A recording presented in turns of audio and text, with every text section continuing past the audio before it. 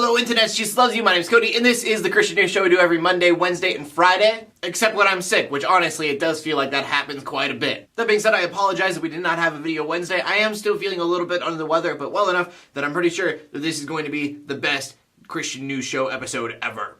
Maybe. And so, first up, we need to get through some quick stories that you may or may not care about, and then we get on to the more meaningful stuff later. The last video I did, we talked about the black mass going on at Harvard. Well, it turns out that Harvard canceled the entire thing, and so it ended up taking place in a bar. Probably because Harvard saw that this blew up and everybody was talking about it pretty much in a negative light, and they probably saw, like, my video, and were like, man, if Cody's talking about this, then we probably should cancel it. Either me or national news, I don't know. It's basically the same thing, right? And next up really quick, I used to talk about gaming news on here a lot because I'm into gaming, but I kind of stopped just because I don't know if you guys are all that into it. But if you are like me and wanted both Xbox One and PS4, but decided to buy the PS4 simply because it was cheaper, you made the right choice. If you weren't super crazy about the Kinect thing, then you can buy the Xbox One now for $100 cheaper, and all it does is get rid of that Kinect. Which, yes, does mean no creepy camera in your living room, but it also means that you can't just be like, Xbox One, turn on, and then all the magic happens and it all turns on for you. So I'm excited. For one, I'm a poor person, and two, it sounds kind of weird, but like back when the Wii came out, I promised myself that I wasn't going to buy any consoles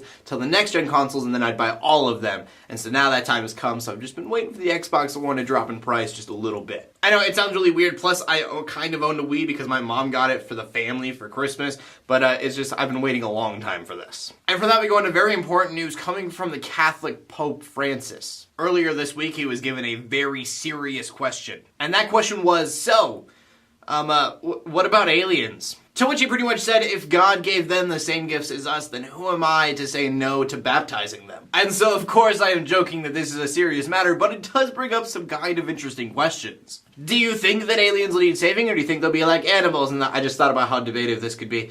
Or they'll, go to doggy heaven, or whatever it is you believe happens to animals will happen to them. I am not saying that I do or do not believe in doggy heaven. I am saying that I don't want somebody to hate me for no reason. And our next story is definitely something that does matter because somebody has been cured of cancer by getting the measles vaccine. Stacey Errold, whose name I probably did say incorrectly, had cancer coursing throughout her entire body. And I don't know why they decided that this was going to work, but after no other treatment was doing what it was supposed to, they gave her a giant dose of a measles vaccine. And when I say giant dose, I mean enough for 10 million people. Again, I am not a doctor or anything, but I don't understand the thought process behind that in any way, but it did work. Though that being said, the cancer did go through complete remission, it did not work on other people that they tried doing it to. In other words, there's a lot of research that still needs to be done on this, but this is great news. I mean, this is huge. I will be so proud as a human being if I live in the era where we cure cancer. And so we go from some amazing news to the final story of the day, which isn't the case. Maryam Yeha Ibrahim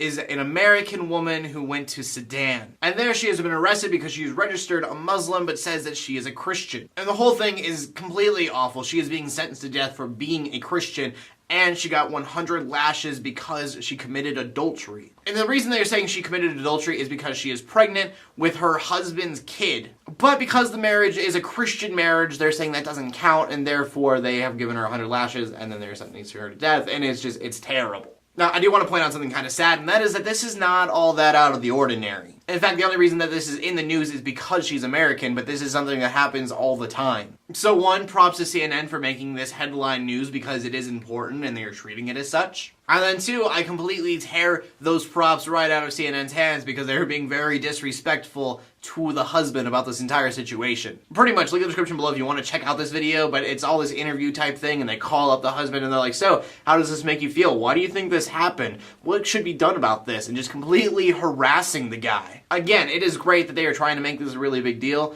but hopefully the government does something about it, but you don't call the guy up and be like, hey, we heard that your wife is on a death sentence. How does that make you feel? That being said, prayers out to Maryam and her husband. Hopefully something gets done about this before it's too late. And I haven't found one yet, so no promises, but check in the description below and I'll try to find a petition to get the government to actually do something about it. I don't know, just talking about it even freaks me out and just saddens me. So we're gonna end the show on a lighter note by going to the question of the day. And that is, if aliens exist, do you believe that they will need to be saved by the blood of Jesus Christ or not?